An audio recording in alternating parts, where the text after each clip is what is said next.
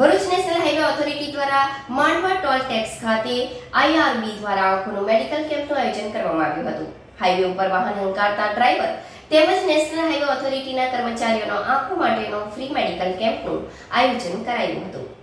પ્રાપ્ત વિગતો અનુસાર નેશનલ હાઈવે ઉપર નેશનલ હાઈવે ઓથોરિટી તેમજ આરબી દ્વારા રોજ સતત હાઈવે ઉપર વાહન હંકારતા ડ્રાઈવર તેમજ નેશનલ હાઈવે ઓથોરિટીના કર્મચારીઓનો આંખો માટેનો ફ્રી મેડિકલ આંખો તેમજ ડાયાબિટીસની ચકાસણીનો મેડિકલનો આઈઆરબી દ્વારા કેમ્પનું આયોજન કરવામાં આવ્યું હતું, જેમાં આંખોની ચકાસણી કરવામાં આવી હતી તેમજ કર્મચારીઓને લેઝર મશીન દ્વારા નંબરો જોઈ તેમને ચશ્મા પણ આપવામાં આવ્યા હતા.